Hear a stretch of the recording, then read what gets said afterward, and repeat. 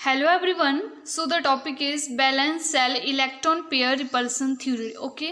So chemical bonding की series में last lecture में मैंने आपको हाइब्रिडाइजेशन बताई थी, शॉर्ट ट्रिक भी बताया था कि कैसे कैलकुलेट करते हैं. सो फर्दर इस टॉपिक की क्यों इम्पोर्टेंस ज़्यादा हुई, क्योंकि जो हाइब्रिडाइजेशन था उसमें भी फर्दर लिमिटेशन आ रही थी. ठीक है. सो उसको फर्दर जो है balance cell electron pair repulsion ने ज़्यादा एग्जैक्टली जो था हमें बताया. सो इसके बारे में मैं आपको बताती हूँ. जैसे सपोज मैंने यहाँ पे एग्जांपल लिया है NH3 एंड वाटर का. ठीक है. आपको स्ट्रक्चर आई थिंक बातें होंगे बनाना. सो यहाँ पे जब हाइब्रिडाइजेशन कैलकुलेट करोगे थ्रू, आप चाहे ट्रिक के थ्रू भी कर सकते हैं या और भी मेथड है उसके थ्रू निकालोगे, तो यहाँ पे जेड की वैल्यू आती है 4 और यहाँ पे भी जेड की वैल्यू 4 ही आती है. ठीक है. सो इस हिसाब से जो हाइब्रिडाइजेशन है दैट इज sp3 दोनों में. ठीक है. सो जो दोनों की ज्योमेट्री आपको पता जो मैंने लास्ट वीडियो में बताया था कि जो हाइब्रिडाइजेशन होती है वो बेसिकली हमें ज्योमेट्री के बारे में बताती है. ठीक है. सो ज्योमेट्री जो है NH3 की भी टेट्राहीड्रल है और वाटर की भी ज्योमेट्री जो है वो टेट्राहीड्रल है, हैविंग sp3 हाइब्रिडाइजेशन है. ठीक है. बट ये देखा गया कि जो बॉन्ड एंगल है वो अमोनिया में डिफरेंट है और वाटर में भी डिफरेंट है. ठीक है. सो अब ऐसा क्यों हुआ कि जब हाइब्रिडाइजेशन सेम आ रही है तो इनका जो बॉन्ड एंगल था वो भी तो मतलब सेम ही आना चाहिए था ना. तो इसी को balance cell electron pair repulsion theory ने एक्सप्लेन किया. CH4 का भी सेम ही कॉन्सेप्ट था, इसमें भी जेड की वैल्यू 4 ही आ रही थी और sp3 ही हाइब्रिडाइजेशन आ रही थी और ज्योमेट्री भी टेट्राहीड्रल ले आ रही थी. बट इसमें भी बॉन्ड एंगल जो था वो डिफरेंट कर रहा था तीनों में. ठीक है. तो यही क्वेश्चन आया कि जब हाइब्रिडाइजेशन सेम है तो बॉन्ड एंगल क्यों डिफरेंट किए जा रहे हैं. So basically balance cell electron pair repulsion theory ने ये बताया कि देखो आप स्ट्रक्चर देख लो इनकी. तो ये जो है बॉन्ड पेयर है और ये लोन पेयर है. ठीक है.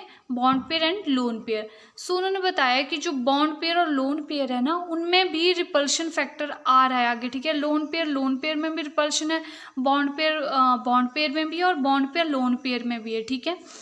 तो उसी की वजह से जो था वो बॉन्ड एंगल किसी में ज़्यादा हो रहा था, जहाँ पे बिल्कुल भी रिपल्शन नहीं हो रही थी वहाँ पे थोड़ा ज़्यादा था, जहाँ पे बॉन्ड पेयर और लोन पेयर के लिए रिपल्शन आ रही थी वहाँ पे बॉन्ड एंगल जो था वो वेरी कर रहा था. ठीक है. So balance cell electron pair repulsion theory tells us the exact shape. अब यहाँ पे आ रहा है, यहाँ पे बैलेंस सेल जो इलेक्ट्रॉन पेयर रिपल्शन थ्योरी है उसने हमें शेप के बारे में बताया, जबकि हाइब्रिडाइजेशन हमें ज्योमेट्री के बारे में बताती थी. ठीक है.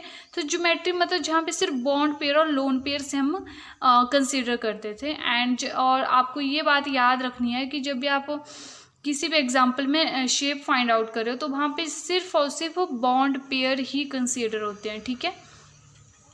जैसे यहाँ पे आपको लग गया पता कि दोनों की ज्योमेट्री सेम है, बट जो अमोनिया है उसकी जो शेप है वहाँ वो है पिरामिडल, क्योंकि इसमें आप जो लोन पेयर है उसको कंसीडर ही नहीं करते हैं, इसलिए इसकी जो शेप है दैट इज़ पिरामिडल.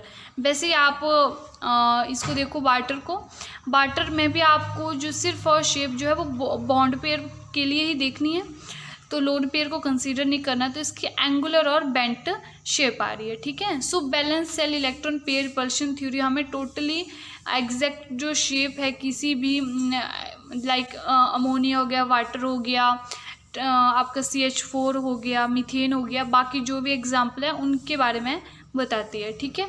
सो एक टेबल के थ्रू भी मैं आपको बताती हूँ. जैसे मैंने एक टेबल बताया, अगर ये टेबल आपको अच्छे से समझ आ जाता है तो आप बता सकते हो शेप और जो भी ज्योमेट्री है जो हाइब्रिडाइजेशन के थ्रू फाइंड आउट होती है. ठीक है. जब नंबर ऑफ इलेक्ट्रॉन पेयर 2 हो गए तो इलेक्ट्रॉनिक ज्योमेट्री और जो शेप ऑफ आप ऐसे ड्रॉ कर सकते हो. ठीक है. वो आपको बैलेंस इलेक्ट्रॉन के थ्रू लिखनी है. लोन पेयर इसमें अगर 0 ही होते हैं, बॉन्ड पेयर 2 होते हैं, तो आपकी जो शेप आती है दैट इज़ लीनियर. इसमें एग्जाम्पल है BeCl2 and carbon dioxide. Then अगर नंबर ऑफ इलेक्ट्रॉन पेयर 3 है और उसमें अगर 3 बॉन्ड पेयर है तो जो शेप है दैट इज़ ट्रायोगोनल प्लेनर. एग्जाम्पल इसमें BeCl3 है, इसमें ऐसे शेप बनती है. ठीक है. BF3 की भी ऐसे ही बनती है. अब सपोज इसमें एक लोन पेयर आ गया और 2 बॉन्ड पेयर आ गए, तब जो शेप होती है दैट इज़ बी भी बोल सकते हैं उसको, बी शेप, बेंट या एंगुलर बोलते हैं. SnCl2 इसमें एग्जाम्पल है. Then number of electron pair 4 है, तब जो शेप आती है that is tetrahedral having 0 lone pair and 4 bond pair. और अगर 1 लोन पेयर है और 3 बॉन्ड पेयर है देन ट्रायगोनल पिरामिडल NH3, जो मैंने अभी पीछे एग्जाम्पल में भी बताई आपको। और अगर 2 ही लोन पेयर है, 2 ही बॉन्ड पेयर है देन बी या बेंट या angular, example is water.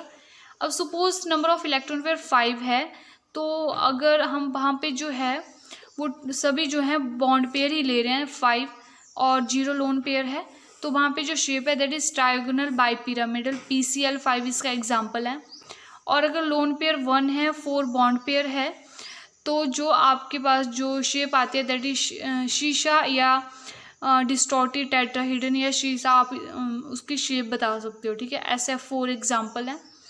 Then next is अगर 3 लोन पेयर है या फिर 2 लोन पेयर है, या फिर अगर 3 लोन पेयर है और 2 बॉन्ड पेयर है तो टी शेप आती है, और 2 लोन पेयर है और 3 बॉन्ड पेयर है देन लीनियर, ठीक है। ये आप एग्जाम्पल के थ्रू इजीली निकाल सकते हो, ठीक है।